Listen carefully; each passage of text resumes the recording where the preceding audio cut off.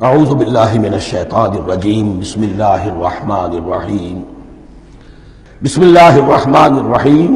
شروع کرتا ہوں میں اللہ کے نام سے جو رحمان اور رحیم ہے۔ اس پر کچھ گفتگو ہو چکی ہے تعارف قرآن کے ضمن میں کہ رحمان اور رحیم دو نام ہیں کہ جو رحمت کے مادے سے نکلتے ہیں۔ رحمان میں اللہ تعالیٰ کی رحمت کا جوش، ہیجانی کیفیت، طوفانی کیفیت، اور رحیم میں اللہ تعالیٰ کی رحمت کا دوام اور تسلسل۔ یہ دونوں کیفیات اللہ کی رحمت میں بیک وقت موجود ہیں، جس کا ہم تصور نہیں کر سکتے۔